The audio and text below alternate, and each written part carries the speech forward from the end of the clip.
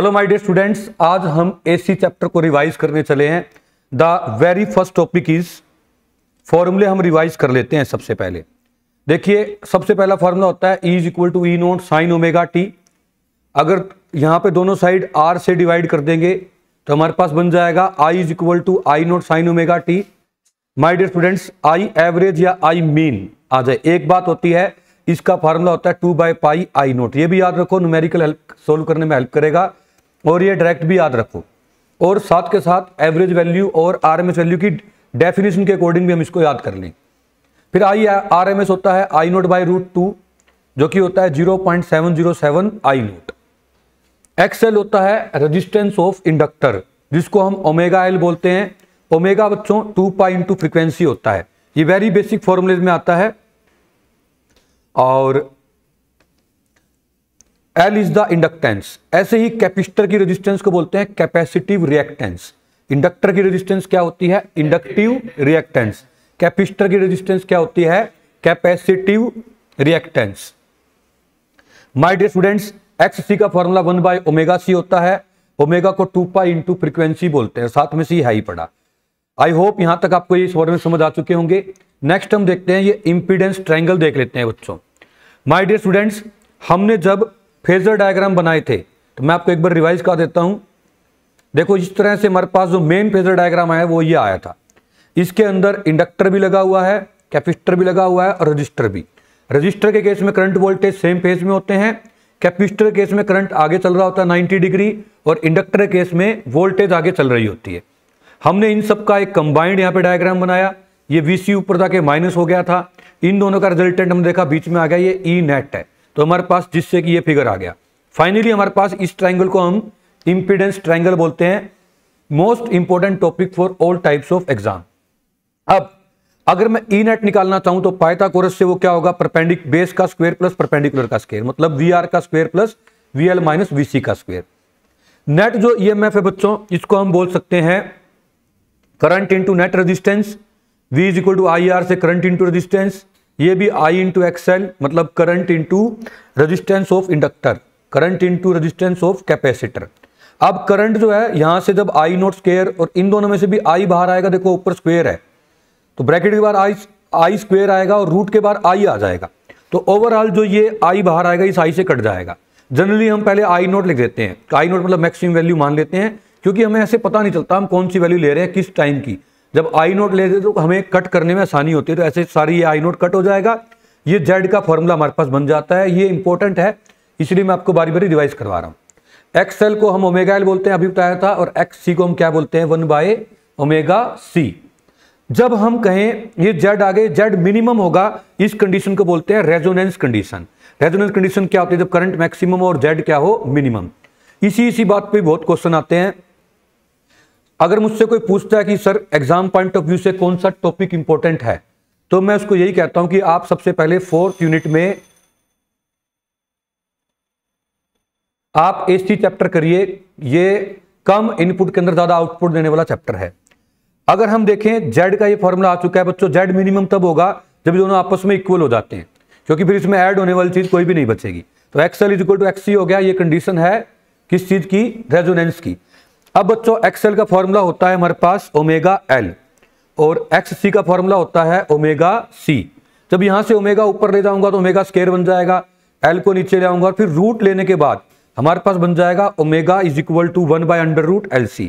R इसलिए लिख दिया क्योंकि जब ये इक्वल होते हैं उस कंडीशन को रेजोनेंस कंडीशन बोलते हैं, तभी इसको हमने बोल दिया ये ओमेगा R है, इसको रेजोनेंस एंगुलर फ्रीक्वेंसी बोलते हैं। बच्चों अभी भी मैंने आपको बताया भी था, फिर भी अपने को सीख लेना है कि ओमेगा जो है वो 2 पाई फ्रीक्वेंसी कैसे आया। ओमेगा होता है एंगल अपॉन टाइम, और एंगल होता है 2 पाई, और टोटल टाइम को T से लिखते हैं। 1/T को हम फ्रीक्वेंसी बोलते हैं, तो ये आ गया 2 pi into frequency. 2 pi into frequency क्या आ गया? हम इधर से देखें, ओमेगा की वैल्यू को पुट कर दिया, तो ये तो जो रेजोनेंस फ्रीक्वेंसी है वो हमारे पास आ जाती है 1/2 पाई √LC। इसके अंदर ये हमारे पास रेजोनेंस कंडीशन आ चुकी है।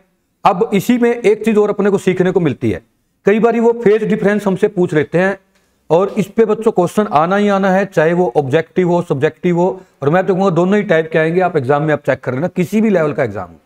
साथ ही साथ मैंने इसकी टफ वाली जो IIT मेंस की लिए IIT मेंस, NDA और नीट के लिए कॉमन मैंने DPP बना रखी है। उन DPP के अंदर 2-3 DPP में करने में हमारे पास 100 से 120 क्वेश्चन हो जाएंगे। उस 120 क्वेश्चन के बाद किसी एग्जाम में आने की पॉसिबिलिटी बहुत कम हो जाती है। आइए बच्चों, ये टेंजेंट फाई का मैं सिस्टम बताता हूं क्या होता है। हमें कभी भी फेज डिफरेंस देखना होगा ना, तो हम टेंजेंट फाई निकाल लेंगे, इससे ये फाई निकालना आसान हो जाएगा।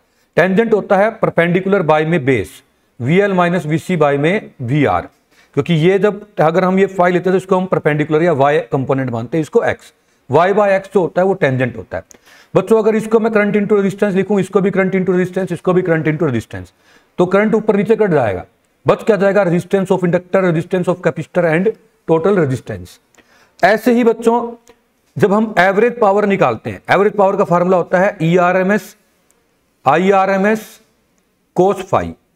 जब हम ये करते हैं तो उस टाइम के ऊपर हमें cos फाई पावर फैक्टर को बोलते हैं। तो पावर फैक्टर हमारे पास क्या आ जाएगा, cos फाई वो आ जाएगा बेस अपॉन हाइपोटेन्यूज, मतलब कि VR के अपॉन में E नेट। अगर मैं फिर इसको करंट इंटू रेजिस्टेंस लिखूं तो ये करंट इंटू R है और ये क्या current into net resistance, current से करंट कट जाएगा। तो उस टाइम पे मैं बारी बारी आपको यही कहूंगा कि cos फाई जो है वो R बाय Z है।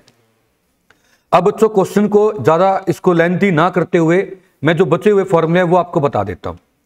देखिए हमारे पास ये एवरेज पावर का फार्मूला होता है क्या, ERMS IRMS cos फाई। इसको आप लिखना चाहें तो E0 बाय √2 और ये I0 बाय √2 लिख सकते हैं, जो कि ऊपर वाले स्टेप में लिखा हुआ है। फिर इसको लिखना चाहें तो नीचे √2 क्या बन जाएगा 2। तो आप E0 I0 bye 2 cos phi याद कर लो, बेटर तो ये रहेगा ERMS IRMS cos फाई हम याद कर ले। अब मैंने आपको cos फाई अभी भी बताया था R बाय Z है, इस ट्रायंगल से आप फिर से भी खुद से देख सकते हैं। नेक्स्ट हमारे पास ये बात पे क्वेश्चन बनता ही बनता है कि प्योरली रेजिस्टिव या कैपेसिटिव या इंडक्टिव सर्किट में पावर कैसे कैसे कंज्यूम होती है। अगर कैपेसिटर या इंडक्टर का केस आ जाए बच्चों तो पावर कंज्यूम 0 होता है। क्यों? क्योंकि उस केस के अंदर जो फेज डिफरेंस है वो 90 होता है। ये अक्सर मैं हर बच्चे को बताता हूं कि तुम एली आइस से याद करो। एली का मतलब क्या होता है बच्चों, इसमें इंडक्टर बीच में है, ये कैपेसिटर के लिए है। अगर इंडक्टर का केस आए तो EMF पहले आती है, मतलब 90 डिग्री लीड करती है।